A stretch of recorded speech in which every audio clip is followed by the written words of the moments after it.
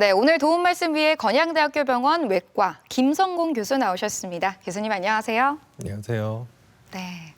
교수님, 우리가 이제 위암 검사를 할 때 보통 내시경 검사를 하잖아요. 이때 보통 이제 두 가지로 좀 나눠지는데 수면과 비수면 이렇게 있습니다. 근데 어떤 분들은 비수면이 낫다 하시는 분들도 있고요. 또 어떤 분들은 그래도 수면이지 하시는 분들도 있는데요. 이 두 가지가 요즘에는 좀 어떻게 좀 선호가 되고 있을까요? 우리가 수면 내시경이라고 하면 환자분이 완전히 의식이 없는 상태에서 내시경을 하는 건 아니고 진정제라는 약을 투약해서 의식이 있는 진정 상태에서 내시경하는 것을 수면 내시경이라고 부릅니다. 이 수면 내시경을 하게 되면은 환자분들이 내시경 중에 불편감이 적고 또 통증이 적고 그 내시경 과정을 기억하지 못하기 때문에 요즘에는 보통 수면 내시경을 더 선호하는 경향이 있고 우리가 내시경을 시행할 때 쓰는 진정제라는 약물 같은 경우에는 보통은 일시적으로 작용을 하기 때문에 장기간 남아서 안 좋은 영향을 주지는 않습니다. 그래서 수면 내시경을 한다고 해서 크게 걱정은 안 하셔도 될 것 같습니다. 네, 오늘의 주제가 이제 위암입니다. 이 위암에 대해서 살펴보기 전에 이제 위는 어떻게 생겼고 또 어떤 일을 하고 또 위암의 종류에는 어떤 게 있을지 이 부분 먼저 살펴볼게요. 네, 아시다시피 위는 식도와 십이지장 사이에 존재하는 장기로서 주로 음식물을 저장하는 역할을 합니다. 입과 식도를 거쳐서 넘어온 음식물들이 위 안으로 들어와서 위액과 섞이게 되고 반죽이 돼서 그리고 또 잘게 부서져서 소화되기 쉬운 형태로 소장으로 넘어가게 되는데요.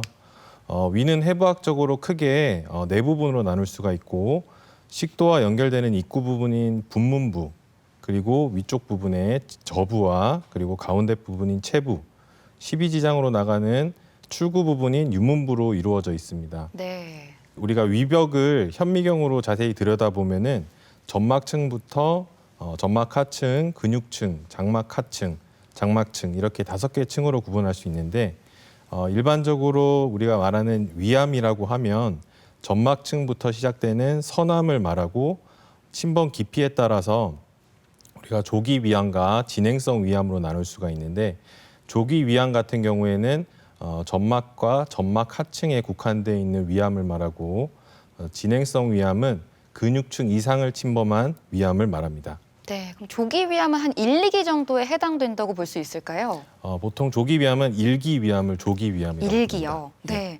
그리고 지금 사진에서 보면은 분문부랑 유문부를 말씀을 해주셨는데 네. 우리가 음식을 먹다 보면 음식이 아무래도 이렇게 한꺼번에 쏟아져 내려오잖아요. 그런 것들을 좀 조절하는 근육 같은 게 있을까요? 네, 분문부와 유문부에는 괄약근이 존재를 하는데 네. 식도에서 내려와서 위로 들어가는 부분에 식도 아래쪽에 하부 식도 괄약근이 있어서 음식물이 들어가는 속도를 조절해주고 네. 또 나가는 유문부에도 또한 괄약근이 있어서 위에서 잘게 부서지고 반죽됐던 음식물들이 내려가는 속도를 조절해 줍니다. 그렇다면 우리나라 사람들의 경우에는 저 위의 구조 중에서 어느 부분에 좀 가장 많이 좀 암이 발생을 할까요? 아래쪽 하부 체부와 네. 전정부와 유문부를 우리가 보통 하부 위라고 부르는데 네. 우리나라 통계를 보면은 보통 한 60%에서 70% 정도가 위 하부에서 위암이 발생하는 것으로 알려져 있고 위 하부 쪽에 많이 생기고 있고 반대로 서양에서는 위식도 접합부, 상부 위에 위암이 많이 발생하는 것으로 알려져 있고 최근에 우리나라도 서양의 경향을 따라서 이 위식도 접합부에 있는 위암이 많이 증가하고 있는 추세입니다. 네, 그렇군요.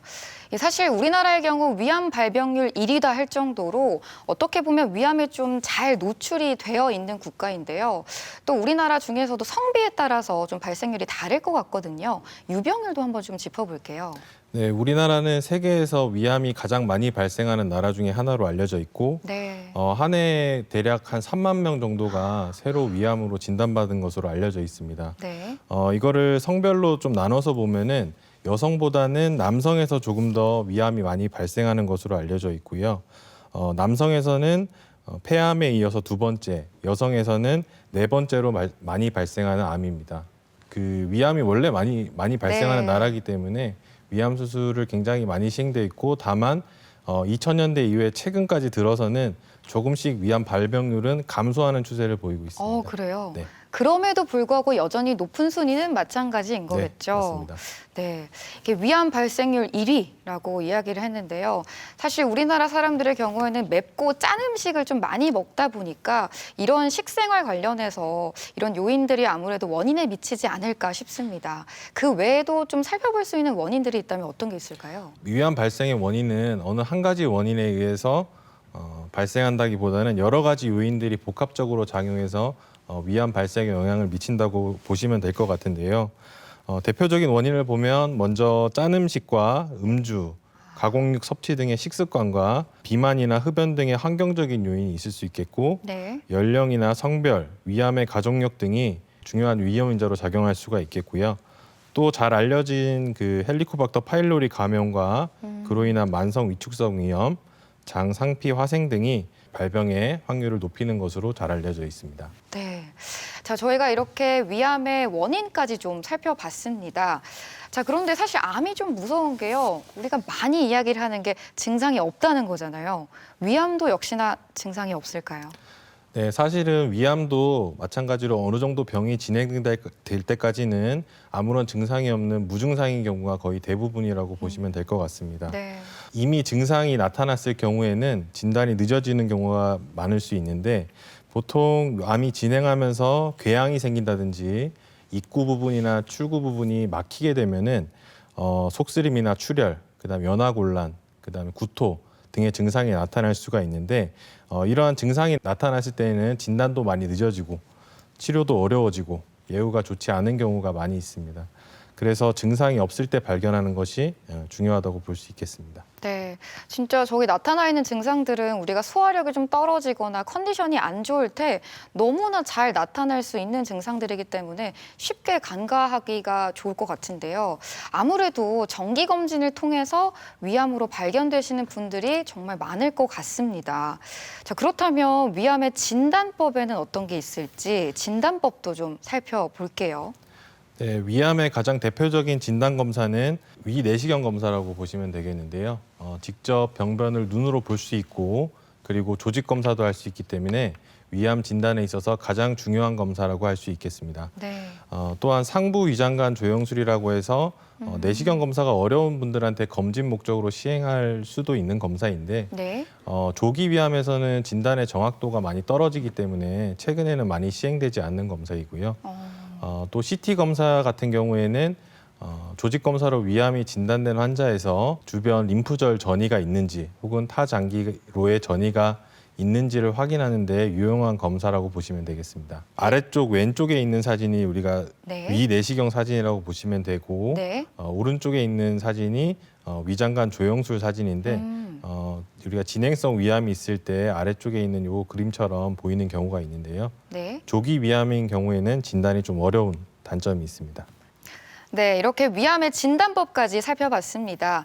자, 그리고 많은 분들이 좀 궁금해하시는 부분 중에 하나가 이제 위암 검사를 할 때 이 위내시경을 얼마 만에 한 번씩 받아야 하는지 주기를 좀 궁금해하시거든요. 1년에 한 번씩 하면 될까요? 어떨까요?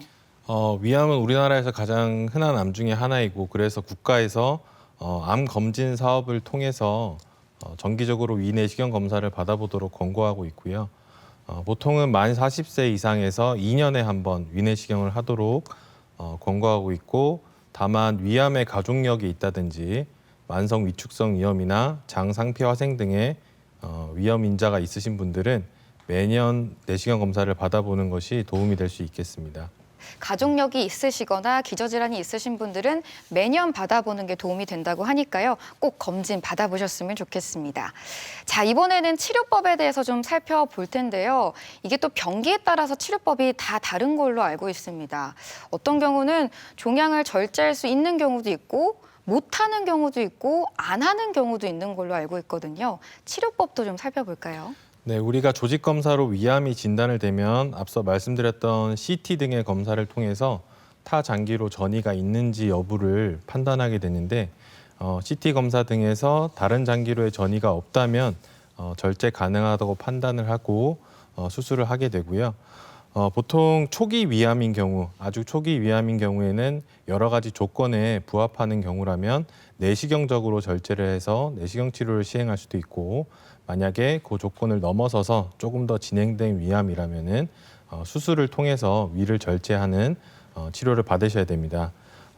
그리고 다른 장기로의 전이가 있다고 판단이 된다면 어쩔 수 없이 항암 치료를 먼저 시행하게 됩니다. 자, 이 초기 위암의 경우에는 이제 내시경 치료를 먼저 받아본다고 했는데요. 지금부터는 내시경 치료에 대해서 좀 자세히 살펴보도록 하겠습니다. 내시경적 점막 절제술은 말 그대로 위암이 점막에만 국한되어 있는 경우, 아주 작은 위암인 경우에 그 점막만 드러내서 절제를 해내는 것을 내시경 점막 절제술이라고 부르고요.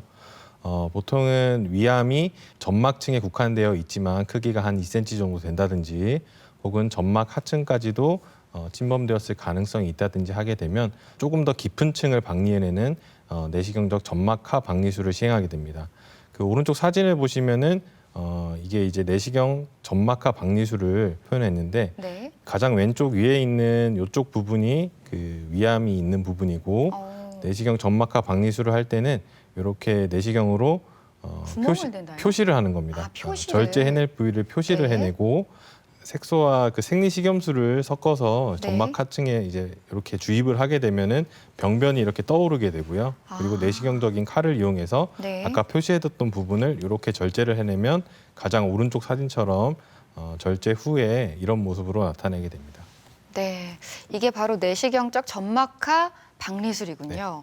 네, 이렇게 내시경 치료에 대해서 살펴봤는데요. 다음으로는 수술적 치료에 대해서도 좀 살펴보겠습니다. 수술적 치료에는 어떤 게 있을까요? 수술 치료는 위암이 위와 위 주변 림프절에만 국한되어 있는 경우에 시행할 수 있는 치료 방법입니다. 아까 말씀드렸던 내시경적 절제술에 부합해야 되는 조건을 벗어난 경우, 하나라도 벗어난 경우가 있다면 원칙적으로는 위 절제술을 시행해야 되는데요. 위암 수술은 수술 범위에 따라서 크게 위아전 절제술과 위전절제술, 그리고 유문의 기능을 보존할 수 있는 일부 기능 보존 수술도 시행할 수가 있고요. 또한 그 접근 방법에 따라서는 배를 열어서 수술하는 개복 수술과 복강경 수술, 로봇 수술 등이 있습니다. 그래서 위암 수술을 할 때는 종양으로부터 충분히 안전한 거리를 두고 위와 위 주위에 있는 림프절을 완전 절제해내는 것이 원칙입니다. 네. 이 수술의 종류에서 수술 범위나 위치에 따라서 위아전 절제, 위전절제를 한다고 하셨는데요. 이제 이 두 가지 수술법에 대해서도 좀 자세히 살펴보도록 하겠습니다. 먼저 위아전 절제, 말이 좀 어려워요. 어떤 수술일까요? 위아전 절제술은 이제 위전절제술, 위 전체를 절제하는 게 아니라 네. 위아전, 위를 좀 덜 절제한다는 말에서 이제 위아전 절제술이라고 부르고요. 네. 보통 우리가 수술의 범위를 정할 때는 종양의 위치가 중요합니다. 그래서 종양이 위 아래쪽에 발생했을 경우에는 보통 위아전 절제술을 시행하고, 종양이 위 위쪽에 발생했을 때는 네. 위전절제술을 보통 시행하게 됩니다. 그 위암이 위 아래쪽에 발생했을 때 아래쪽 위 약 3분의 2 정도를 절제를 해주고, 네. 절제를 해내고 난 다음에는 남은 위를 12지장에 연결을 하는 위 12지장 문합술을 하거나, 네. 혹은 더 아래쪽에 있는 공장이라고 하는 소장을 올려 붙여주는 네. 위 공장 문합술을 시행할 수가 있습니다. 두 번째와 세 번째 사진이 뭔가 구조적으로는 굉장히 다르게 이제 보일 수 있는데, 네. 기능이나 환자분들이 수술하고 나서의 삶의 질에는 두 가지 수술이 크게 차이는 없는 것으로 알려져 있습니다. 네. 자, 이렇게 위아전 절제술에 대해서 살펴봤고요. 다음으로는 이 위상부 쪽에 종양이 발생했을 때 가장 많이 시행하는 위전절제술에 대해서도 살펴보겠습니다. 네, 위전절제술은 위 종양이 그 위상부나 위식도 접합부 주변에 있는 경우에 위 전체를 드러내는 것을 위전절제술이라고 부르고요. 위 전체를 절제해내고 난 다음에 남은 그 이제 식도가 남게 되고, 네. 이 식도에다가 아래쪽에 있는 공장이라고 하는 소장을 올려 붙여주게 되고, 또 소화액이 내려갈 수 있도록 공장과 공장, 소장끼리 연결해주는 문합을 해주는 수술이 위전절제 수술입니다. 네. 그리고 또 위전절제술하면 궁금해하실 게 일단 위 자체가 없어지는 거잖아요. 이제 식도와 공정을 붙이는 거기 때문에 그럼 소화가 제일 되는지 기능이 없어지는데 이거 괜찮을까요? 하고 물어보시는 환자들도 많을 것 같거든요. 네.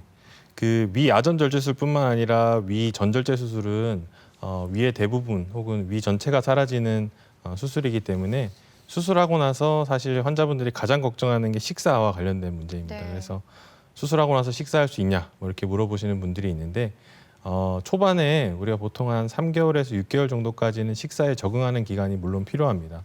필요한데 어느 정도 기간이 지나고 나면 우리 몸이 이제 그 식사에 적응을 하게 되고 결국 시간이 많이 지나게 되면은 수술 전에 식사하셨던 것과 거의 똑같이 식사할 수 있습니다. 네. 자, 대전 MBC 건강 플러스 오늘은 위암에 대해 알아보고 있습니다.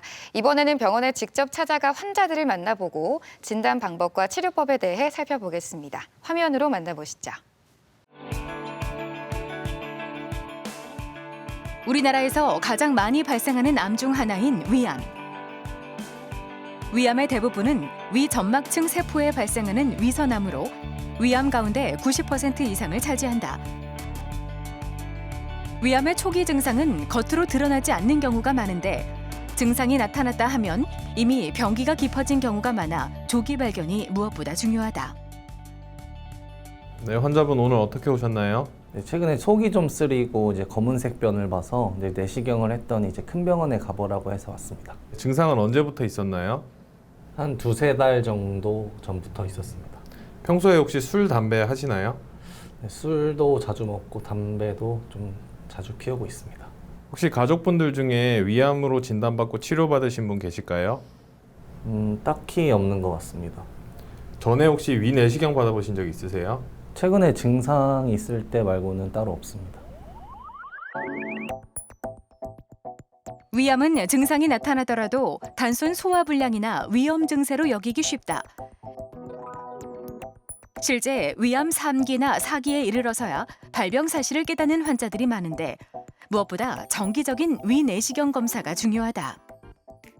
이 환자는 40대 젊은 환자이지만 이전에 검진을 받았던 과거력이 없으며 속쓰림과 소화불량 등의 증상을 호소하여 내원한 환자로 내시경을 했을 때 이미 위암이 많이 진행되어 있는 상태이고 복강경이나 로봇 수술 등의 최소 침습 수술로는 치료가 어려울 것으로 사료가 되어서 개복술을 통한 광범위한 절제를 계획하고 있습니다.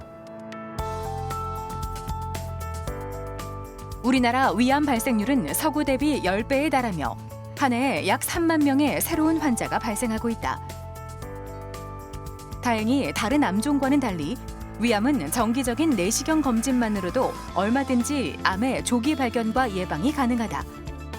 40세 이상에서는 적어도 2년에 한 번 정기적인 위 내시경 검사가 필요하다. 네, 환자분 오늘 어떻게 오셨나요? 최근에 건강검진을 했는데 위암이 의심된다 그래서 큰 병원을 가보라고 해서 왔습니다. 평소에 속이 쓰리다든지 아니면 소화가 잘 안 되거나 하는 증상이 있었나요? 딱히 별다른 증상도 없었고 아픈 데도 없었습니다. 평소에 술, 담배 하시나요? 술은 전혀 안 마시고요. 담배는 피고 있습니다. 담배는 하루에 얼마나 태우세요? 하루에 반갑 정도 피고 있습니다. 지금까지 위암의 위험 요인으로 확인된 것은 헬리코박터 파일로리균이나 위염, 장상피 화생 같은 위 관련 질환이다. 또 맵고 짠 음식, 가공식품, 흡연이나 음주, 가족력 등도 복합적으로 작용해 발생한다. 이 환자는 40대 젊은 환자이고 첫 검진 내시경을 통해서 발견된 조기 위암으로 내원하셨습니다. 다행히 병이 많이 진행되어 있지 않고 CT에서도 임파선 전이 등의 소견은 보이지 않아서 로봇 수술을 통한 위 절제술을 계획을 하고 있고요. 일단 조직 검사를 통해서 확인해 봐야겠지만 1기 위암으로 진단될 경우 5년 생존율이 약 90% 이상으로 매우 좋은 예후를 보이고 있습니다. 위암으로 진단되면 병의 진행 정도에 따라 치료 방법을 결정한다. 초기라면 내시경으로 치료할 수 있지만 그 기준을 넘어서면 위절제술로 암과 주변 림프절을 제거한다. 최근에는 흉터가 적고 조직의 손상을 최소화할 수 있는 복강경 수술과 로봇 수술도 시행되고 있다. 위암 환자의 약 80% 정도는 증상이 없는 무증상이 대부분입니다. 그래서 일반적으로 증상이 나타나서 병원에 내원했을 경우에는 병이 이미 많이 진행되어 있는 경우가 있고, 이렇게 병이 많이 진행되어 있는 경우에는 개복 수술을 해야 된다든지 아니면 수술 자체가 굉장히 복잡해질 수 있기 때문에 증상이 없을 때 40세 이후에 2년에 한 번 내시경을 통해서 조기에 발견하는 것이 환자의 예후에 좋은 영향을 줄 수 있을 것으로 생각이 됩니다. 위암을 예방하기 위해선 가공식품이나 염장식품 또는 훈제식품 등을 가능한 피하는 것이 좋다. 아울러 40세 이상이거나 위암의 가족력, 과거 흡연력이 있다면 정기적인 검진이 중요하다. 한국인을 괴롭히는 위암. 꾸준한 관리로 예방할 수 있다. 네, 병원을 찾아가서 환자들을 만나보고 위암에 대해 살펴봤습니다. 자, 저희가 앞서서는요, 이제 수술 범위에 따른 수술법에 대해 살펴봤는데요. 지금부터는 접근 방법에 따른 수술법에 대해 하나씩 살펴보겠습니다. 이 수술법이 굉장히 다양하죠, 선생님? 네, 위암 수술은 크게 세 가지로 나눌 수가 있는데, 배를 크게 열고 하는 개복 수술과 네. 그리고 복강경 수술, 로봇 위암 수술로 나눌 수가 있습니다. 우리가 한 2000년대 이전에는 개복 위암 수술이 훨씬 더 많이 시행이 됐었는데요. 90년대 말에 복강경 수술이 소개가 되고 2000년대에 폭발적으로 증가를 하게 되면서 복강경 위암 수술이 가장 많이 시행되는 위암 수술입니다.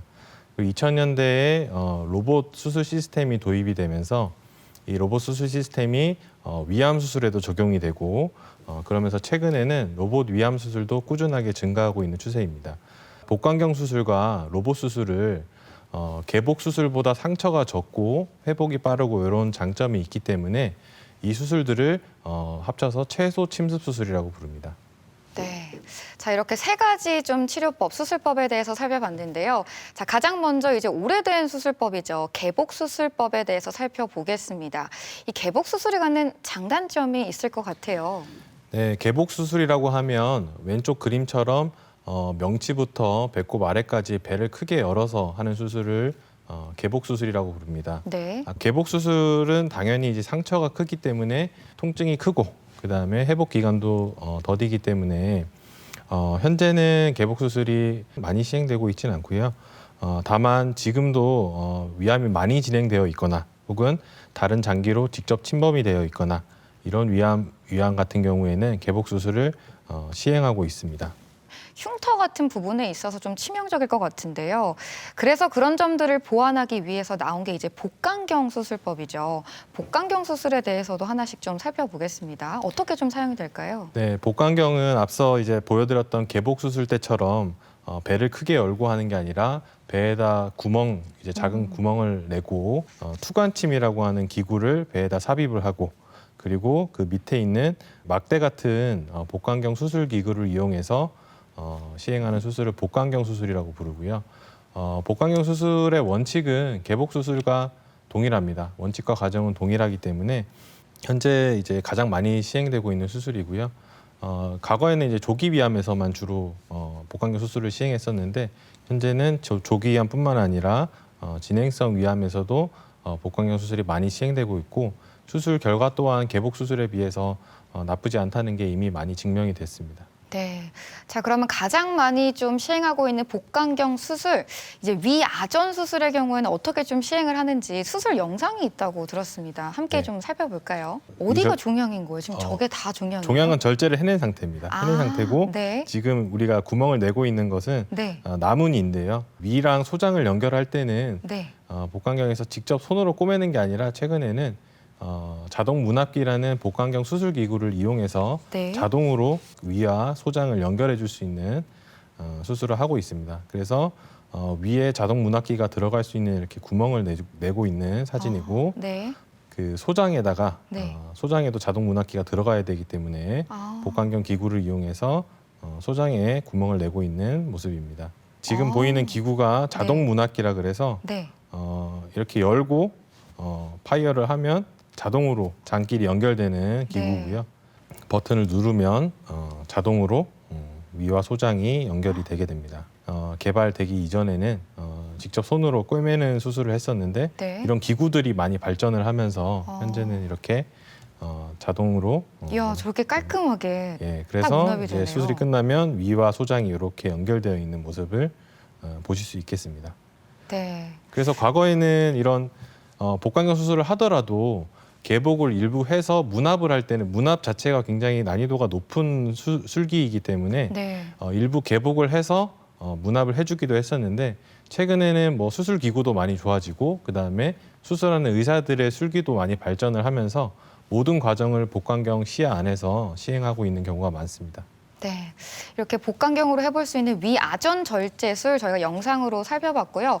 다음으로는 아까 말씀해 주셨다시피 상부에 종양이 생겼을 때 가장 많이 해볼 수 있는 위전절제술도 한번 좀 영상으로 살펴보겠습니다. 네, 위전절제술은 그 위아전절제술에 비해서 조금 더 난이도가 높고 특히나 그 전절제술을 하고 난 다음에 네. 식도와 소장을 연결해주는 술기 자체가 굉장히 까다롭고 어려운 술기 있는데요. 아까 전처럼 그 식도와 위를 문합할 수 있게 소장을 이제 잘라서 준비해주는 과정입니다. 네.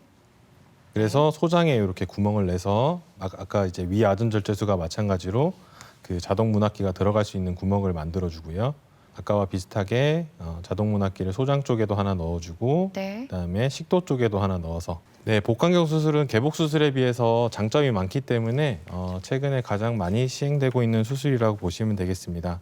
먼저 이제 가장 큰 장점은 개복 수술에 비해서 흉터가 작기 때문에 통증이 적고 네. 그리고 환자의 회복이 빠르다는 것이고 또한 수술 중에 출혈도 개복 수술에 비해서 적은 편이고 그리고 수술 중에 종양을 좀 덜 건드리기 때문에 암 수술에 있어서 조금 더 장점이 있다고 보시면 되겠습니다. 일단 과거에는 아까 제가 잠깐 설명을 드렸는데 복강경으로 위아전절제술을 하더라도 문합을 하는 술기 자체가 굉장히 난이도가 높기 때문에 네. 왼쪽 사진처럼 복강경 수술을 하고 나서 일부 개복을 조금 해서 네. 여기로 이제 문합을 해주는 수술을 했었는데 네. 최근에는 이제 술기도 많이 좋아지고 기구도 많이 좋아져서 네. 모든 과정을 복강경으로 다 시행하게 되고 네. 이건 최근에 이제 수술 받으신 분인데 흉터가 보면은 거의 흉터가 거의 이 시간 지나면 거의 확인하기 어려울 정도로 흉터가 많이 줄었습니다. 배꼽 상처가 사실은 가장 큰데요. 여기로 이제 이게 잘안 카메라가 보이네요, 들어가고 진짜. 나중에 조직을 빼낼 때 이 배꼽 위아래를 조금 더 열어서 여기로 이제 조직을 꺼내게 됩니다. 아, 그렇군요. 확실히 복강경이 진짜 많은 분들이 좀 선호하실 것 같습니다. 자, 그럼에도 개복술을 해야 하는 경우가 있고 또 복강경을 해야 하는 경우가 있는데요. 이 두 가지 수술법의 차이도 좀 살펴보면 좋을 것 같아요. 과거에는 대부분의 위암 수술들이 개복 수술로 많이 진행되긴 했었는데 복강경이 많이 발전하면서 복강경 수술이 많이 시행되고 있고요. 그래서 2018년도에 대한위암학회에서 발표한 가이드라인을 보면은 조기 위암에서는 복강경 수술을 시행할 것을 권고하고 있고 네. 또한 진행성 위암에서는 복강경 수술을 고려할 수 있으나 개복 수술을 하는 것을 원칙으로 일단은 가이드라인을 잡았었는데 이 이후에 시행된 많은 연구에서 복강경 수술을 진행성 위암에서 시행했을 때도 개복 수술과의 성적이 차이가 없다는 것이 많이 증명이 되면서 현재는 조기 위암뿐만 아니라 진행성 위암에서도 복강경 수술이 더 많이 시행되고 있습니다. 네. 이렇게 개복술과 복강경 수술의 장단점, 차이까지 살펴봤고요. 지금부터는 로봇 수술에 대해 좀 살펴보도록 하겠습니다. 이 위암의 경우에도 로봇 수술 많이 시행이 되고 있죠. 로봇 수술이라고 하면은 환자분들이 생각했을 때 로봇이 수술을 대신해준다, 모든 과정을 대신해준다고 생각하는데 사실 그런 건 아니고요. 네. 이 왼쪽에 있는 사진이 로봇 수술 기구인데 이렇게 여러 개의 로봇 팔이 달린 기구가 있고 이 로봇 팔에 카메라라든지 아까 보셨던 복강경 수술 기구 비슷하게 생긴 그런 로봇 수술 기구들을 연결을 하고 이것을 환자 몸에 이제 도킹을 한 상태에서 수술을 시행하고요. 네. 집도인은 오른쪽 위에 그림처럼 콘솔이라고 하는 박스에 들어가서 네. 여기 앉아서 화면을 보면서 원격으로 로봇을 조종을 해서 수술을 시행하게 됩니다. 네. 이것도 사실은 뭐 수술 원칙이나 수술 과정은 거의 복강경 수술이랑 유사하다고 보시면 되겠습니다. 네, 아무래도 이제 로봇 수술도 선생님들이 이런 교육법도 좀 익히셔야 되고 임상 경험도 있으셔야 하니까 하실 때 좀 쉽지만은 않으실 것 같아요. 선생님들이 수술을 하실 때 좀 로봇 수술을 더 많이 선호하시는 편일까요? 어떨까요? 로봇 수술은 사실 뭐 배우는 과정도 어렵고 그리고 좀 익숙해지는데 시간이 좀 걸리긴 한데 네, 여러 가지 장점이 있기 때문에 사실 그 최근에 그런 로봇 수술이 많이 증가하는 추세라고 보시면 되겠고요.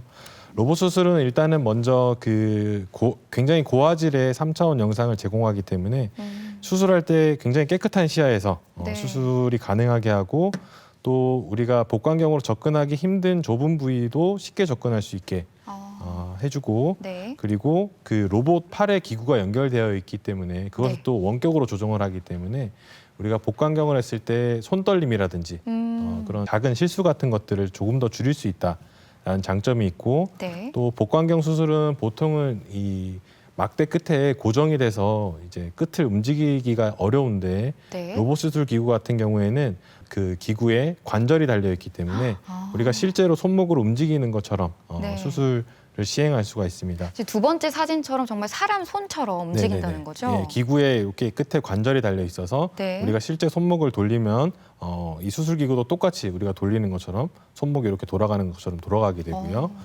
그래서 의사들은 아까 그 보여드렸던 콘솔에 앉아서 네. 요런 데 손가락을 끼고 여기를 이렇게 돌리게 되면은 기구가 여기에 맞춰서 돌아가게 됩니다. 그럼 사람이 손이 떨리면 손이 이렇게 떨리게 돼 있는데 로봇 수술 같은 네. 경우는 네. 내가 손이 떨려도 로봇은 가만히 있으니까. 예, 맞습니다. 그래서 우리가 손떨림 같은 것도 우리가 원격으로 조정을 해주기 때문에 그런 것들이 많이 줄어들 수 있는 장점이 있는데 네. 사실은 그 로봇 수술이 장점만 있는 것은 아니고 몇 가지 아직 극복해야 될 과제들이 아직 남아 있습니다. 그래서 로봇 수술은 그 복강경에 비해서 일반적으로 수술 시간이 조금 더 걸릴 수가 있고 그리고 원격으로 조직을 만지기 때문에 그런 직접적인 촉각 전달을 받기 어렵다라는 단점이 있고 또 가장 큰 문제는 비용이 복강경에 비해서 조금 더 많이 비싸기 때문에 네. 그 부분은 아직 해결해야 될 문제가 있습니다.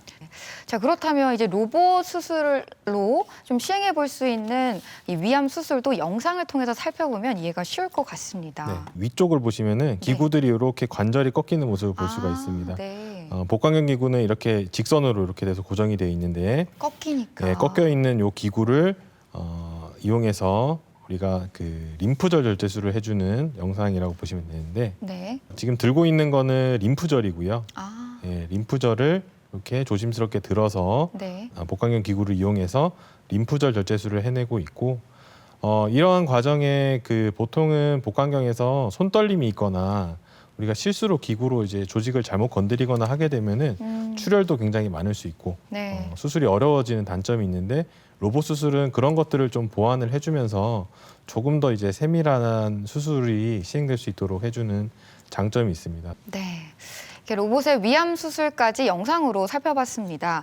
자, 이렇게 수술을 받고 나면 또 많은 분들이 걱정하시는 부분 중에 하나가 이제 합병증이 오지 않을까 하는 건데요. 위암 수술 후에 합병증에는 어떤 게 있을까요? 네, 수술 후에 이제 환자분들이 많이 걱정하시는 것들이 수술 후 합병증 환자분들이 많이 질문하고 걱정하시는 부분 중에 하나인데요.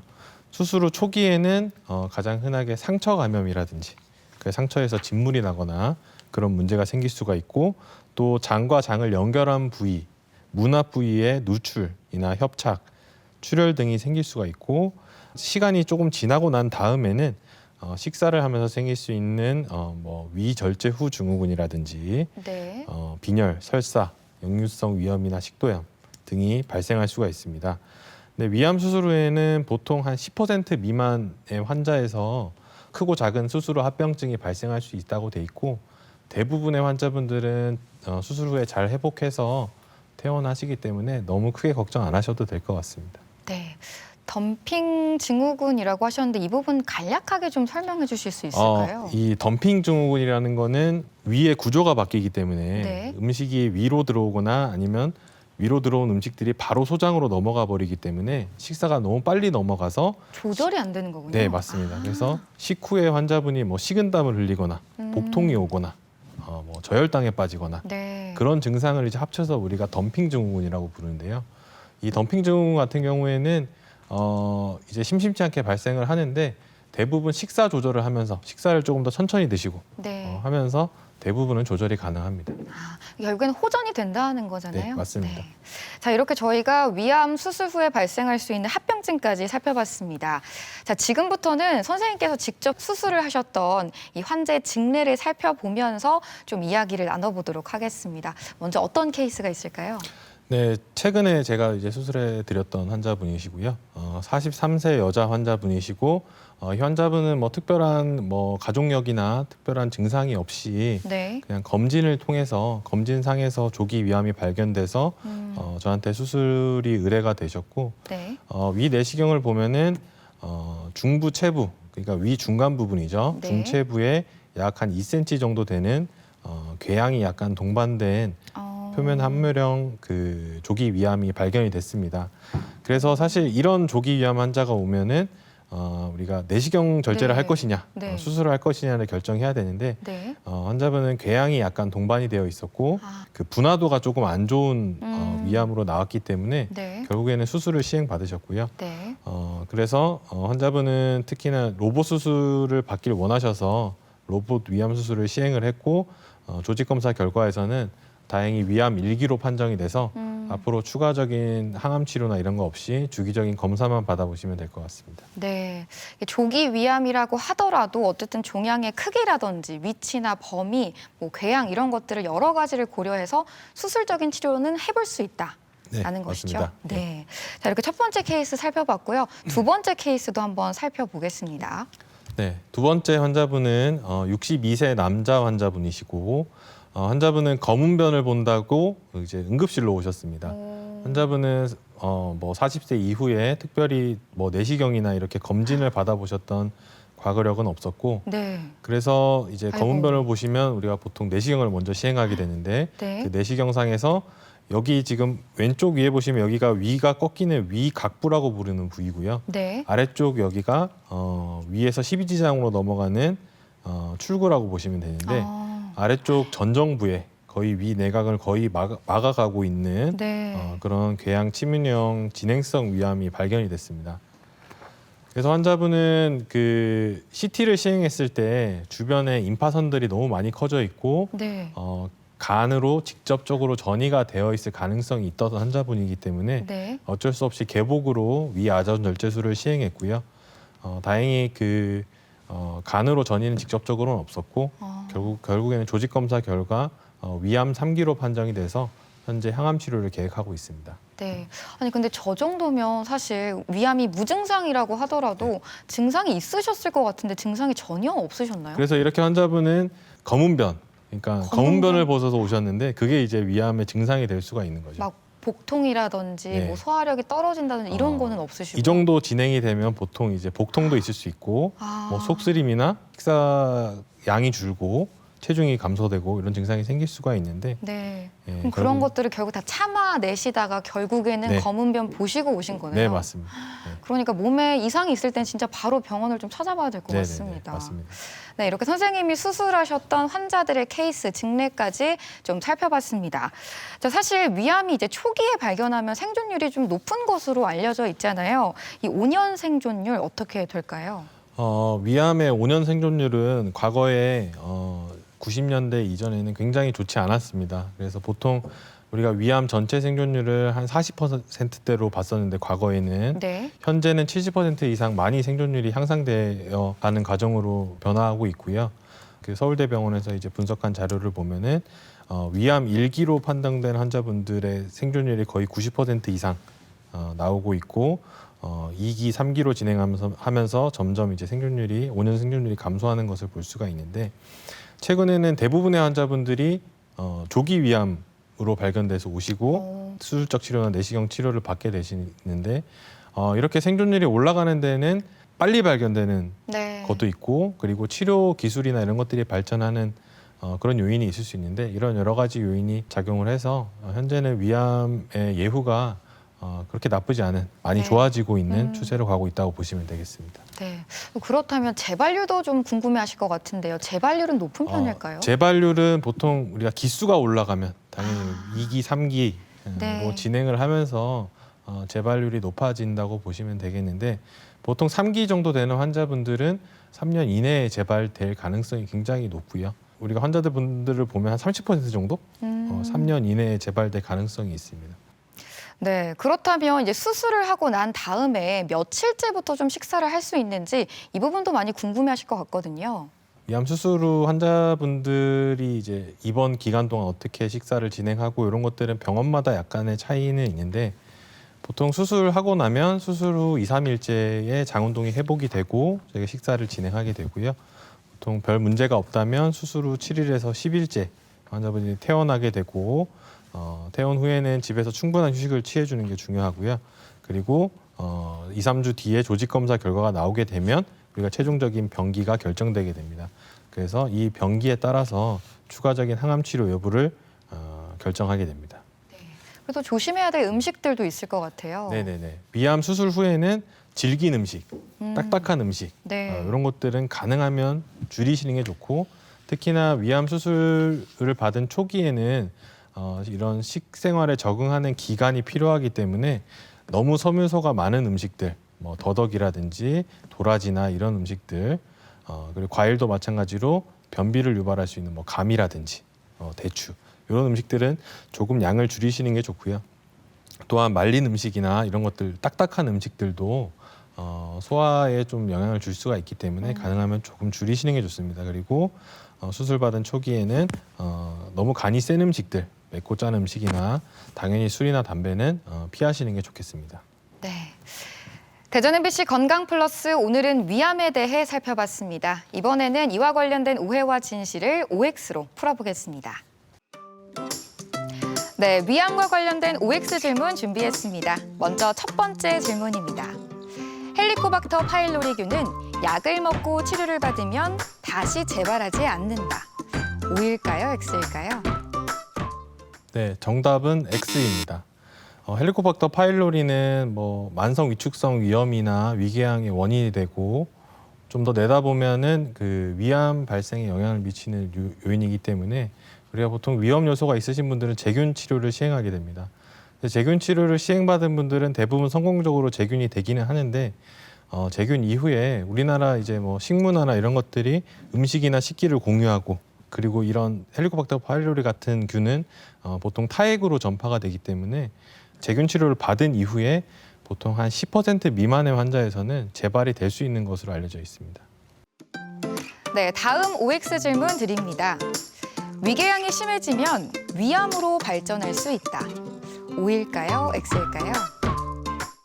네, 정답은 X입니다. 위궤양은 우리가 보통 소화성 궤양이라고 부르는데 소화성 궤양은 위암과는 구별되는 약간 다른 성격의 질환이라고 보시면 되겠습니다.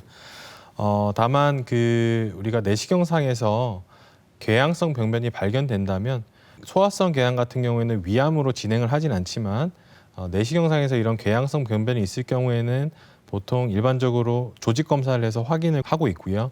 다만 이런 양성 소화성 궤양이 진단되었다고 하더라도 주기적으로 검사를 보면서 경과를 보시는 게 좋을 것 같습니다. 네, 이어서 질문 드립니다. 이 예후가 나쁜 미만형 위암은 젊은 여성층에서 많이 발견된다. O일까요? X일까요? 네, 정답은 세모입니다. 미만형 위암은 보통 유전적인 영향이 많이 큰 것으로 알려져 있고 또한 가족력과도 많이 연관이 되어 있는 것으로 알려져 있는데요. 예후가 굉장히 안 좋은 것으로 알려져 있고 또한 젊은 층에서 호발하는 것으로 알려져 있습니다. 다만 남녀 성비를 봤을 때는 남녀 간에 큰 차이는 없는 것으로 알려져 있습니다. 네, 이렇게 위암과 관련된 오해와 진실을 OX로 풀어봤고요. 계속해서 시청자 여러분의 궁금증 풀어보겠습니다. 네, 시청자 여러분께서 보내주신 궁금증 하나씩 풀어보겠습니다. 먼저 첫 번째 궁금증입니다. 어머니가 위암 2기로 절개 수술을 받으셨습니다.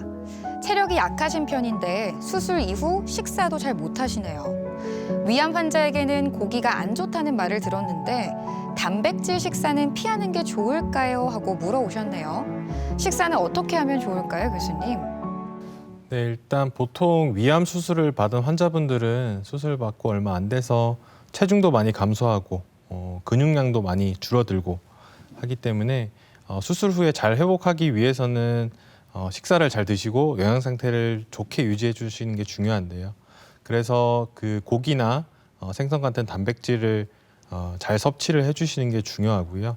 다만 고기를 먹을 때는 우리가 불에 직접 구워 먹는 직화구이라든지 그런 가공육 같은 것들은 가능한 섭취를 줄이시는 게 중요하고, 환자분이 위암 2기로 판정되셨다고 하면 보통은 항암 치료를 진행을 하게 될 텐데, 항암 치료 진행할 때도 영양 상태가 가장 중요하기 때문에 가급적 음식은 가리지 않고 잘 드시는 게 좋겠습니다. 네. 끝으로 위암에 대해서 꼭 기억해야 할 점 핵심을 한마디로 요약을 해볼 텐데요. 위암은 네모다. 이 네모원을 좀 채워주신다면요.